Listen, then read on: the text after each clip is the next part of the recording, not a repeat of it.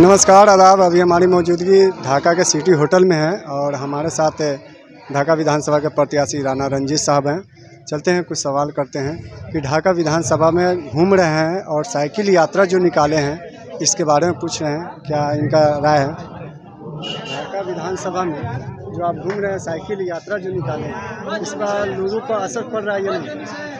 देखिए, ये यात्रा तो मकसद ये था कि मैदान को सजाया जाए, एक एक व्यक्ति को पहले वोटर बनाया जाए। जिसको हार का डर है वो अपनी अपनी साजिशें और बदमाशियां कर रहे हैं। एक विधायक जी कहते हैं कि उन्होंने हिंदुओं का 40,000 वोट काट दिया, एक पूर्व विधायक जी कहते हैं कि भाई मुसलमानों का 40,000 काट दिया गया। तो ये जिसको हारने का डर है वो ये काम कर रहा है। हम लोग डीजे लगा करके और हल्ला मचा करके चाहते हैं कि एक एक आदमी पहले वोटर तो बन जाए। वो मेरा वोटर होगा, किसी और का वोटर होगा, बाद में तय करेंगे। आपके काम, आपकी मेहनत, आपके विचारधारा पे वो अंत में तय करेगा, लेकिन पहले वोटर तो बनने दीजिए, मैदान सजने दीजिए। इस बार वोट अगर नहीं देगा तो अगली बार देगा। वोटर तो यहीं ढाका का बनेगा तब तो रहेगा। तो ये हम लोग का प्रयास है कि एक एक व्यक्ति को ढाका का वोटर बनाया जाए। और ख़ास करके जो BLO है, एक बड़ी जिम्मेदारी है उनको कि एक भी व्यक्ति उनके इलाके का वोटर लिस्ट से नाम उसका नहीं कटना चाहिए। अगर कोई विधायक हो, कोई अफसर हो, कोई मजबूत आदमी हो, किसी पार्टी का BLA हो, उसके कहने में नहीं आना है। हम लोग गुलाब का फूल दे करके उनसे आग्रह कर रहे हैं, साथ में एक चेतावनी भी दे रहे हैं कि अगर एक भी व्यक्ति वोटर लिस्ट से नाम कटा तो हज़ारों की संख्या में कांटा लेकर के आपके पास पहुंचेंगे। गुलाब का फूल नहीं, केवल कांटों वाला फूल लेकर के एक एक BLO के दरवाजे पे जाएंगे। लेकिन पवन जायसवाल जी तो कह रहे हैं कि इस पर कोई यति नहीं है। लोगों का जो जिसका नाम कट रहा है वो बिल्कुल इसमें इसका नाम नहीं है, जिसका उसका नाम काटा जा रहा है। हाँ, मतलब काटा जा रहा है, ये तो उन्होंने स्वीकार लिया ना। हाँ। तो ये 80,000 78,000 जो बात हो रही है, ये तो कट रहा है, संदेह के नजर में है।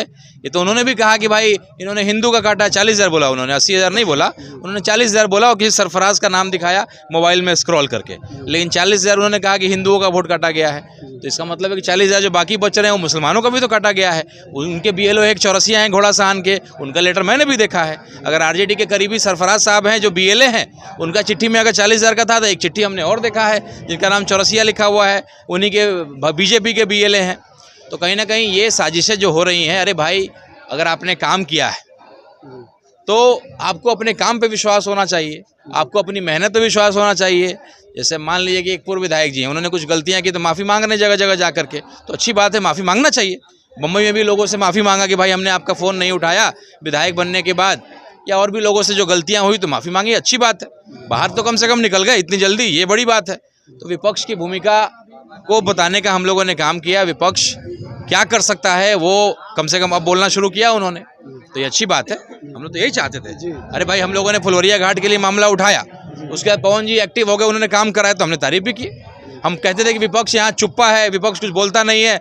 अब जो है पूर्व विधायक बोलना शुरू किए तो हम उसकी भी तारीफ करते हैं कि चलिए अच्छी बात है, थोड़ा सा देर कर दिया है लेकिन अब आप बोल तो रहे, बहुत अच्छी बात है। अच्छा सर, आपका वीडियो बहुत सारा वायरल हो रहा है। राजद में के आप पटना में जाकर जो आप लोग ढोल ताशा लेकर जिस तरह से मांग कर रहे थे गठबंधन के लिए, इस पर आप क्या कहना चाहते हैं? देखिए, वो जनता को दिखाने का हम लोग का प्रयास था। बार बार RJD वालों का कहना था कि भैया हमें कोई चिट्ठी नहीं मिला है, और AIMIM वाले जो है ज़्यादा पदों पे ज़्यादा सीट मांग रहे हैं, क्योंकि 50 सीट मांग रहे हैं, 100 सीट मांग रहे हैं। इसलिए हम लोगों ने कहा कि मात्र 6 सीट भी अगर आप दे दीजिएगा तो हम लोग गठबंधन के लिए तैयार हैं। और जो तेजस्वी जी बार बार नकार रहे थे कि हमें कोई चिट्ठी नहीं मिला, चिट्ठी नहीं मिला, तो जनता की अदालत में अपने आप को पेश करने का हम लोगों ने काम किया, डंका ढोल लेकर के कि भैया ये अंतिम शांति प्रस्ताव है, मानिए तो ठीक है। अगर जो लालू जी ने पहले गलती किया, रामविलास जी ने कहा था कि मुसलमान के बेटा को CM बना दीजिए, हम समर्थन दे देंगे, लेकिन उन्होंने वो स्वीकारा नहीं। और ये हुआ कि पहली बार NDA की सरकार बन गई, भाजपा की सरकार बन गई। तो दोबारा अगर आप गलती करिएगा, MIM को अगर आप हल्के में लीजिएगा तो कहीं ना कहीं फिर से आपको दिक्कत हो जाएगी और बाद में आप रोएंगे कि MIM की वजह से ऐसा हो गया।